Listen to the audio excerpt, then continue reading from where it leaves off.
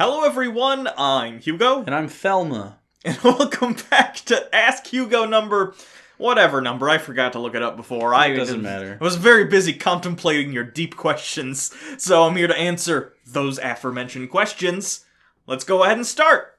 Lunos from the Discord. Dear Thelma and Louise, what are your thoughts on natural law philosophy?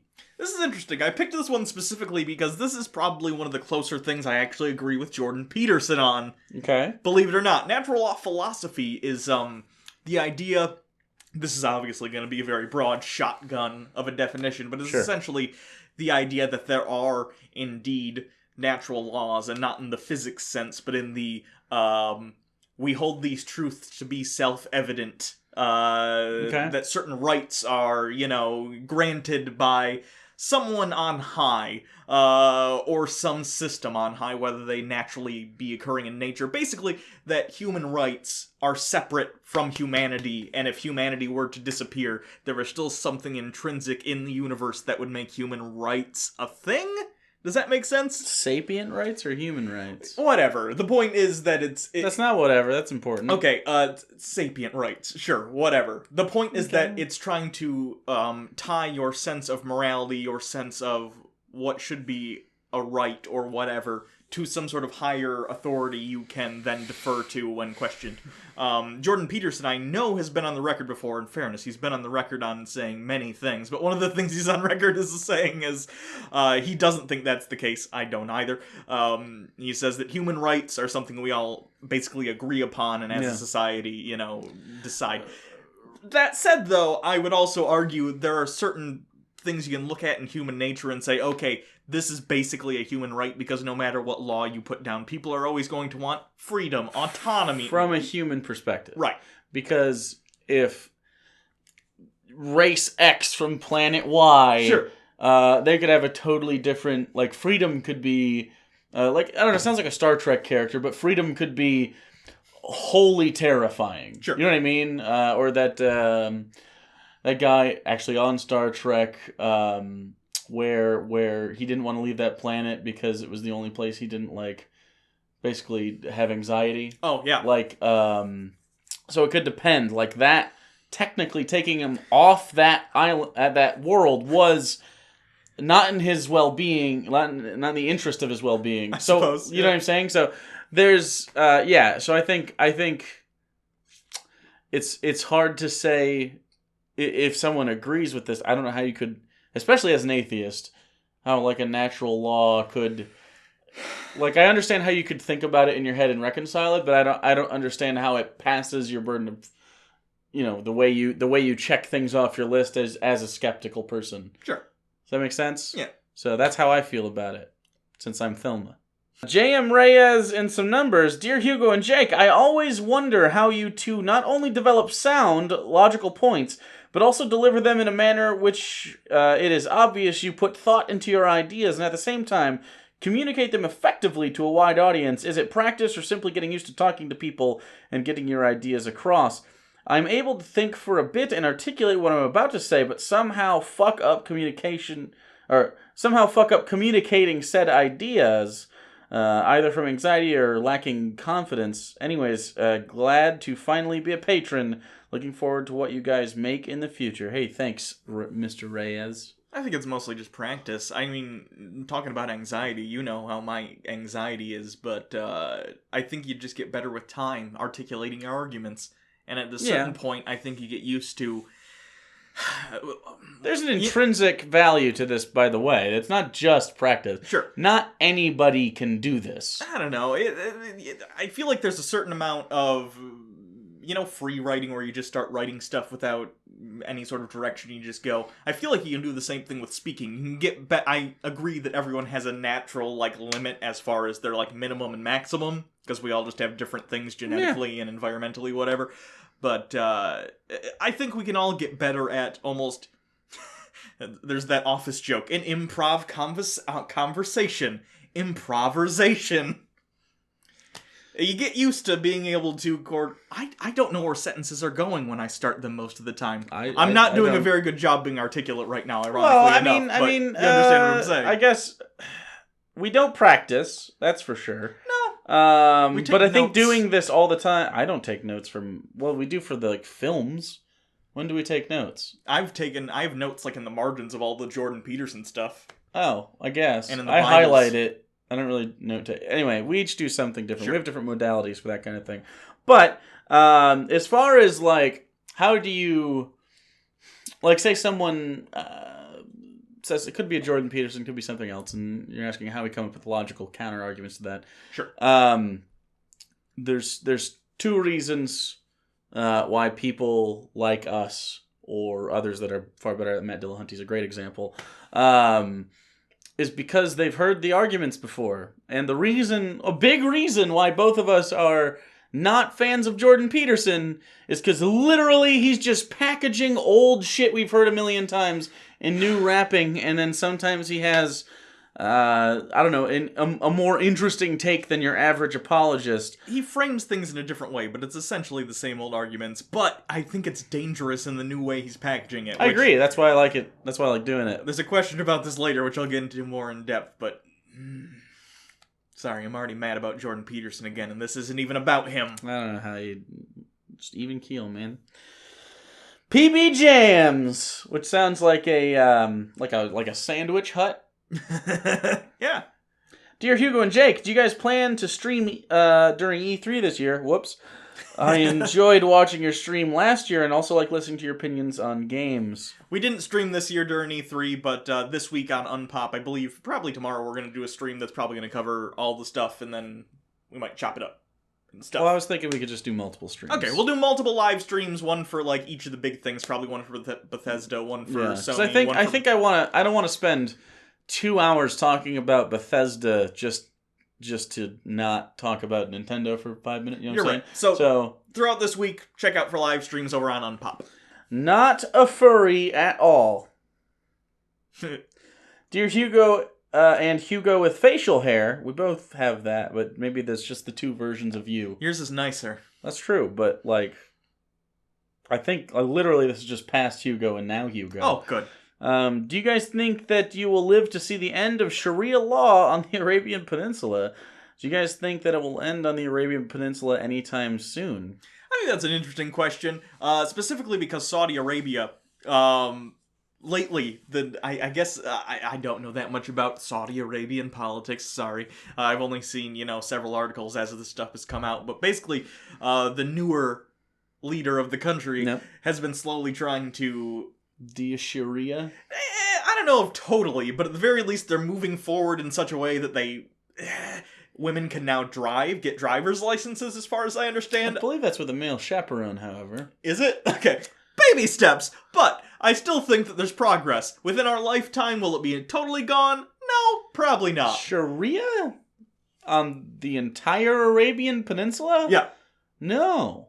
In our lifetimes? No. In 60 years, I could see it being greatly reduced. Okay, that's not gone. If you want to you could argue. Do you think you will live to see the end of Sharia law? I mean, that's just what the question is. I know. It doesn't say, do you think you'll live to see a reduction in Sharia law? Then yes, because we did, this month. Okay, I think there'll be a pretty dramatic reduction sometime in the next 40 to 50 years. Hopefully. I just don't think that's a tenable society long term.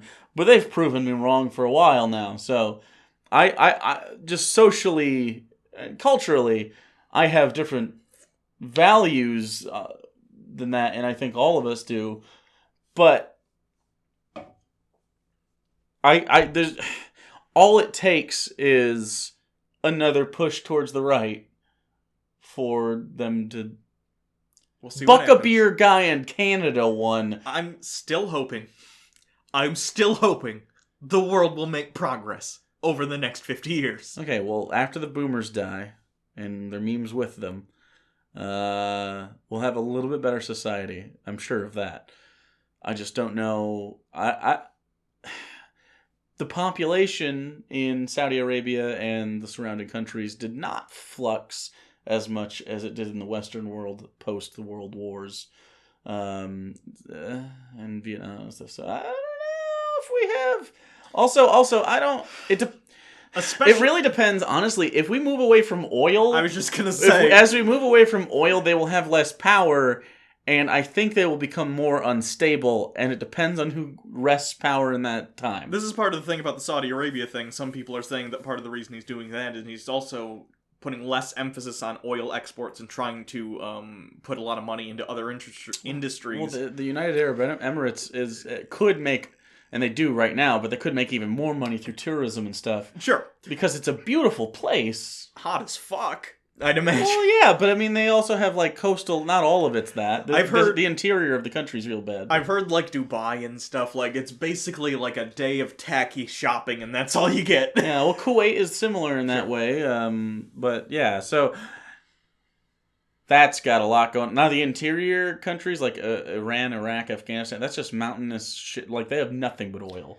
So I honestly, and on top of that, climate change is a big deal. I think you're going to see a large Arab diaspora within our lifetime due to climate change, and I think Africa's fucked due to that because the Eastern Europe and Europe in general is not going to want that because they're brown folks. I was just going to say, and on top of that. Like, let's be real, a big reason is the implication of, whether true or not, probably true if a giant diaspora happened, their ideologies come with, and they're not tenable in the Western world. And so Africa is kind of ripe for the picking because there's a lot of lack of central government. Like, there's some strong governments in there. Like, Zimbabwe's, I believe it's Zimbabwe, has never been ruled by anyone else but them. Sure. South Africa and stuff is not great. Egypt is okay if they're bringing stuff. But, like...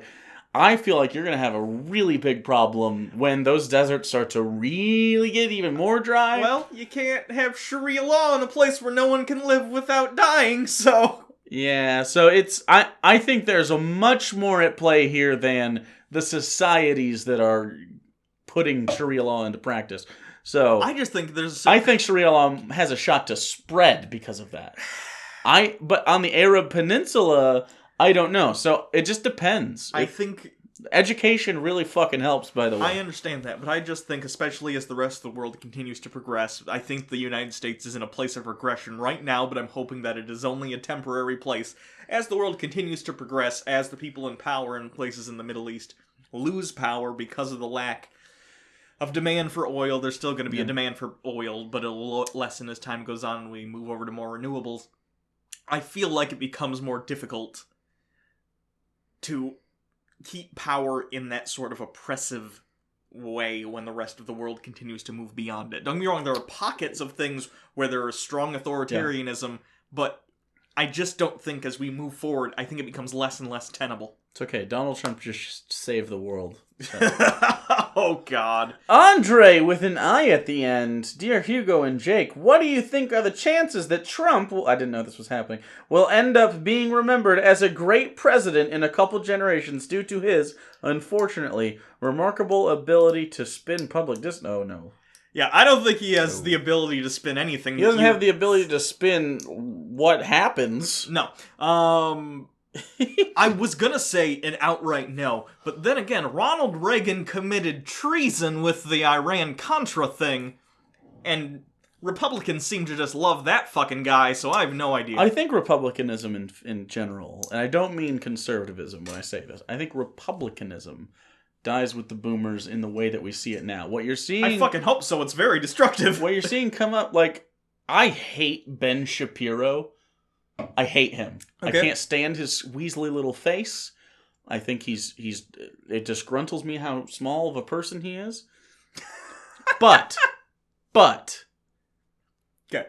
He said the other day, and he says things like this sometimes, which is why, like, centrists, conservatives, like, latch onto him a little bit, is because he said, hey, we panned Obama for years, and rightly so, in his opinion. I think that's wrong, but for not wanting to have a seat at the table with someone like Kim Jong-un. Sure. So this better be a good deal, or it's... And, like, sure. Just holding him accountable, he got fucking flamed by the right wing. Like, and it was all the old ones. And a lot of the new ones are like, well, yeah, but still, like, he really should. He is a president. He's not just done.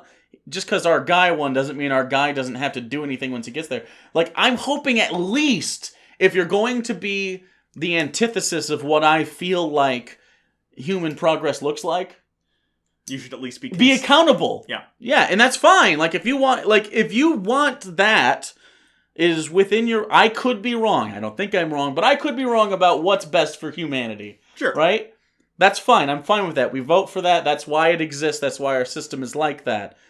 But that's the part that I'm missing from that side of the aisle, air quote, because I'm not a Democrat fan. Internal consistency. Internal consistency. But Democrats will call for someone's job when they're called out for sexual harassment. Al Franken's a great... Wasn't it like that day he resigned, or like a day after? 2 days later. Yeah.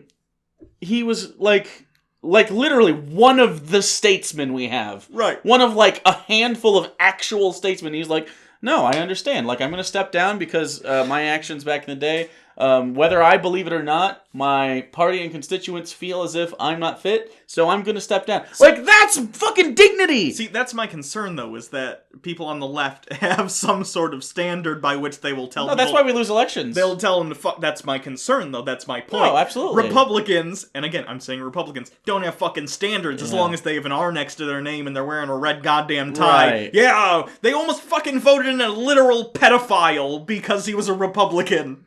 A literal... Right, but that's what I'm saying, like, as the boomers die, as they ought to, you're seeing a little bit more, even if it's pseudo-intellectualism, they still call for similar things. They have a bar that needs to be met. You have not talked to enough young Trump supporters that I have. Do not give a fuck about Trump supporters are not what I'm talking about.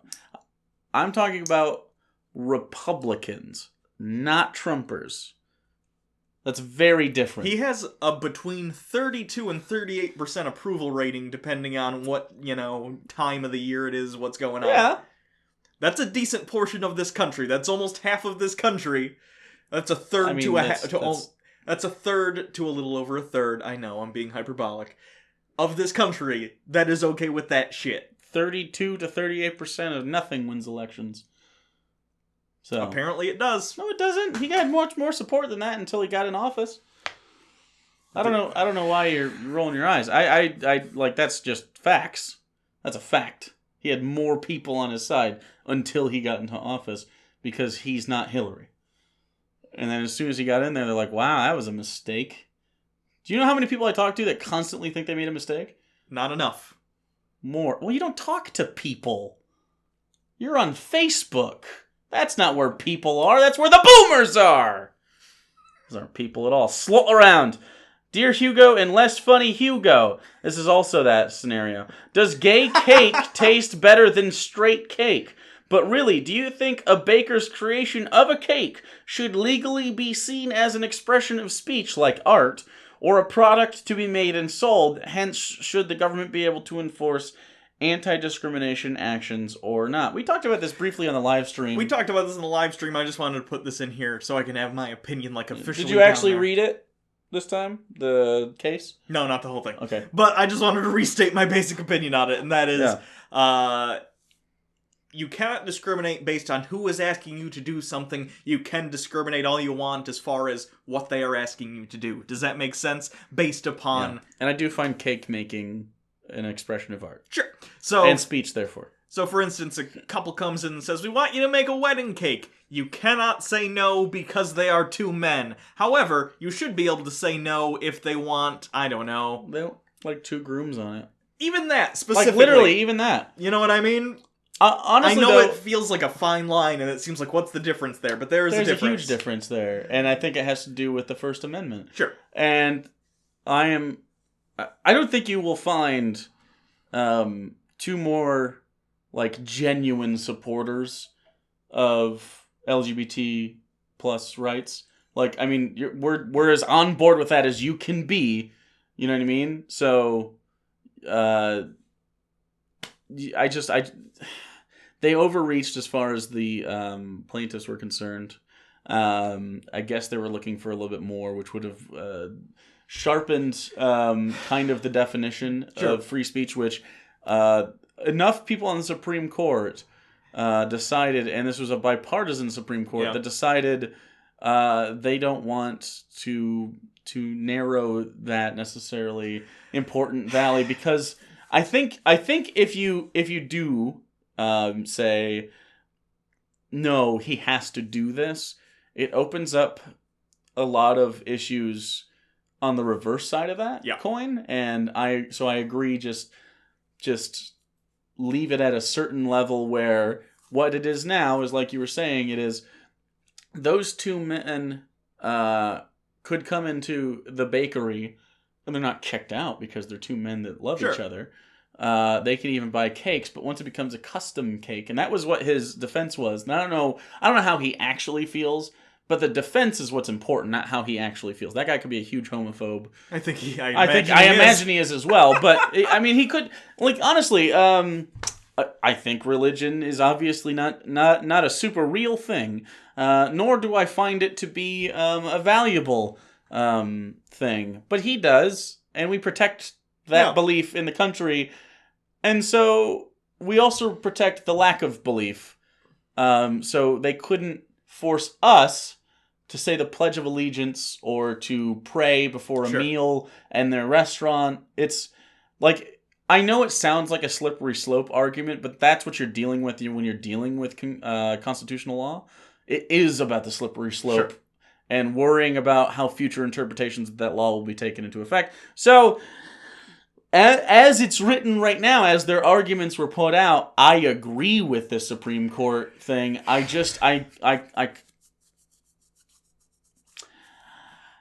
let the free market decide whether or not that guy gets business, right? It's kind of that. Like, we're not supposed to regulate it as a government, because that's what this is saying. The government will not regulate that kind of service. I'm fine with not regulating that specific instance. Yeah. But if for a second you think you can tell someone, I'm not going to serve you at my business specifically because you are gay. Yeah, that's not going to work. Fuck you. You're right. That's not. I mean, that's not covered though. Like, that's not what it is. It's the expression. Now, if you want to argue that food is an expression of art, I don't know if you can.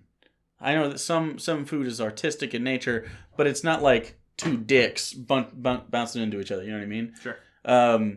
Like, you can make them whatever you want. Does that make sense? Like, I can make, how about their Mickey Mouse pancakes instead of two dick pancakes? Right? Like, that's sort of artistic, and I would say that, you know what I mean. But as a Denny's owner or a cook or whatever, you can say, I don't feel comfortable saying, like, I like big sloppy dicks in my butt, like, in making that out of batter. Does that make sense? I understand. Yeah.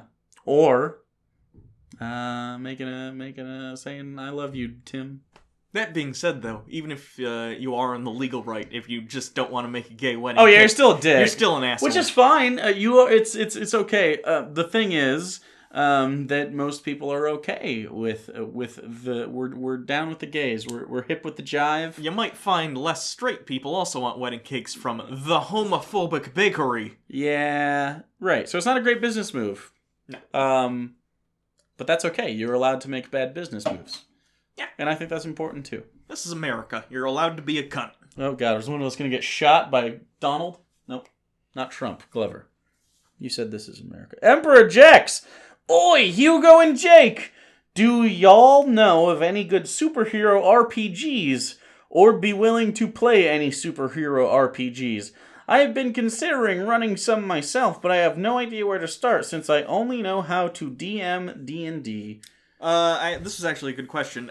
If you already know how to DM D&D, assuming you mean 5e, if not, still... you can... Any D&D would sure. fit. Still, I'm going to recommend 5e specifically because I'm going to include something in the comments for this person. Retroverse? No, not that, actually. Oh, good. I was actually found a resource that, it's like 30-something superheroes, Iron Man, Spider-Man, tons of Marvel ones, tons of DC ones, all character sheets for 5e, down in the comments, or down in the description, rather. And I would suggest you homebrew your own content for that. If you already know how to DM, I'd suggest you use sort of these materials for the characters, and then fill the rest with stories and lore that you already know. I wonder if they character classes? Yeah, I wonder if it's balanced. They're already, how do I put this? It's not like for instance, in our game, I did a one-shot. Block. It's like an actual character sheet. for each character done with 5e D&D classes, all rules as written, but if those characters were... You know what I mean? Okay. So it's like, this is Batman. He is a vengeance paladin. You know what I mean? So it's taking sort of that stuff, and what if Batman was in 5e D&D? What would his character sheet look like? I see. So that's what it is. And I would suggest, this is actually, not spoilers, but for when I do, like, my own campaign stuff, some of that's going to involve some of this probably. Yeah. It's going to involve a lot of the stuff like that I like. So... check it out. Superhero character sheets. They also do have this kind of thing elsewhere. I just don't know what any of the systems are called. But if you don't run 5th edition and those assets don't work out, I know that there's a lot of 3.5 and Pathfinder compatible stuff. 4th edition probably has some stuff as well, because 4th edition was basically... They tried to make how video games run. They tried to make it run on tabletop. Yeah. Didn't work out. Not a lot of people really care for that. Some do, but there's a lot of dice. So yeah, if you want to, I suggest, if none of that satisfies you with whatever system you're running, homebrew it yourself, because it's really not that hard. Just make sure you just look at another class, whatever it may be, rogue or a wizard or whatever, and look kind of.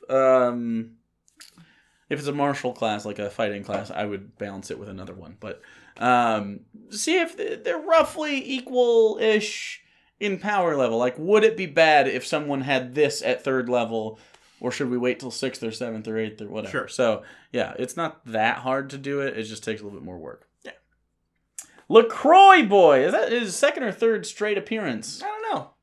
Good question, guy. Dear Hugo and or Jake... One thing I've loved about your channel is that you've avoided SJW/feminism bandwagon that all of the skeptic community jumped on. But with your Jordan B. Peterson content, you seem to be engaging in that discussion in a way I never thought you would. I think it's top quality content, but I really didn't expect it from this channel.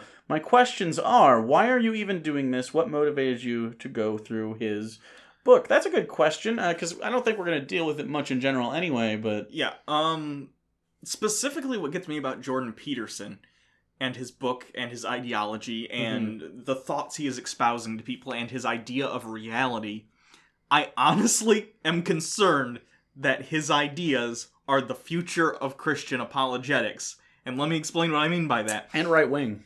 We've been sort of in a very, I don't know how to put this, post C.S. Lewis apologetics world where a lot of the arguments have been the same for the past couple hundred years. Right. I mean, Kent Hovind went to prison and we all just kind of went, yeah, I guess we're good. Right. No one's come along and changed the apologetic game in quite a while, at least not in any profound way that has changed the way the discussion is had. You could argue, someone in the comments might say William Lane Craig, but that's pre-sup, and I'm not really a fan of things that are non-starters. Sure. But at the end of the day, something that you and I and Kent Hovind and a lot of those Christian apologetic people would agree on is the idea of some sort of objective reality. The idea that beyond us, the arguments we are making are true, whether or not every human being on Earth died tomorrow. You know what I mean? There is some sort of real world outside of our minds. Specifically, just the universe, of course, but God. Sure. That's not how Jordan Peterson thinks. No. Specifically, Jordan Peterson, the way he frames truth in his book and in other places where he speaks is truth is whatever is valuable to you and helps you procreate. So to him, reality is just whatever you think is true or what enough people think is true. Yeah. That's a dangerous ideology, whether it be in religion, politics, worldview in general.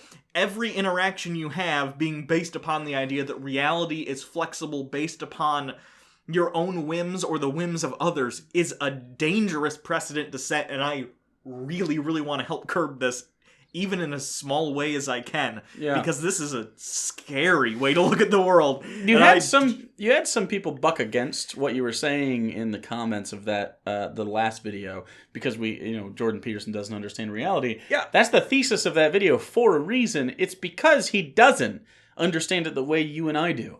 It really is a very subjective view. And even he would argue for it. He has. I don't think he's going to, like, because we plant the flag in kind of what he's doing. Sure. He's flagless. He refuses to, like, really be labeled anything, which is fine. You don't have to be labeled, whatever. But words are useful for a reason. And speak clearly and with your shoulders back. Stand up straight with your shoulders back. But speaking clearly and with intent, like, he doesn't do that. He doesn't practice his own preachings there. In whatever he thinks is very clear, there's no way he looks at what he says and goes, that was exactly as concrete as I could make my statement. No. He gives himself emergency exits at every pass. It just concerns me so much because, again, it's like he has realized the problem with apologetics is, it's like he's so close to, like, a reality. It's amazing. He's like, the problem with apologetics is none of it lines up with reality. Right. But instead of deciding the problem is the apologetics, he decides the problem is reality. Fuck reality. Right. It's craziness. And I get it. It's like the only place the apologetics have to go. Since the Enlightenment, the apologetic circle of what is acceptable as apologetics has been shrinking and shrinking and shrinking because as we learn more and more about the world, right, it sort of makes less and less sense to make excuses for this old ideology. It's a smaller horizon every day when you look out on it. And it's interesting. It is interesting. It kind of reminds me of, like, when like an animal gets trapped into a corner, it starts to make really bad decisions trying to get out of that corner. Yeah. It's kind of just how apologetics was always going to end, because at a certain point, the counter arguments are just, I like believing this. Yeah. Okay, do that. It's not true though. It doesn't have to be true. That's the thing. And Jordan Peterson is like, well, truth to me is different from your truth. Therefore, it's both are valid, but his is more valid. Which is so ironic considering how much he bucks against postmodernism. And that's the most, like, perverse use of postmodernism I've ever heard. Like, oh, what's true for me isn't true for you. No, reality is reality. And it's his selective use of that, too. It's his, when it's in regard to, like, trans people who'd be like, you know, oh, well, or his followers will be like, well, you got a dick, you're a guy, you know what I mean? Right. Like, but he'll then use his strategically elastic definition of truth for reality when it comes to something like Jesus, because he has to. Yeah, I tweeted the other day. It's reality for thee, not for me, haha! He believes in the resurrection of Christ. I mean, I tweeted the video. He says it. But the thing about in that video, too, he's like, the person, maybe we're talking about different videos, was this when he was talking to someone over a video chat, and he's like, remember. Do you believe in that Jesus Christ existed and came back to life? And he's like, yes. And he's like, well, what do you mean by existed? And he says, yes, he's a Christian, and yes, he believes Jesus Christ was raised from the dead, but he doesn't know if that means there was an actual Jesus that historically did that. He's implicitly stating, I know what I'm saying isn't true. Right. But fuck you. Because his reality shifts, and that's the way he gets around it, because then he can catch you in a semantics argument over what even is reality, what's belief, what's existence, and he never has to actually, he can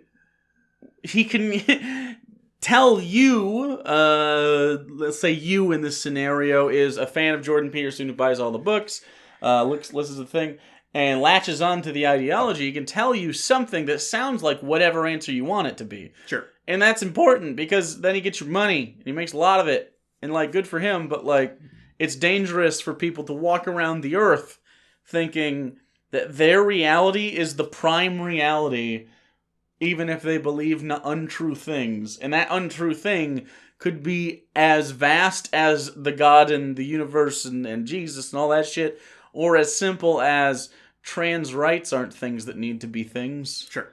Like, we don't need to worry about, gay cakes and... I know. It leads you to a point where anytime anyone outside of your particular worldview brings something up, like a trans person, like... That's why they get so angry. Sure, like a person of a different race, person from a minority group, for instance, who, like, shares with you maybe something that's happened to them unjustly, or something in our society that they feel they are disadvantaged at.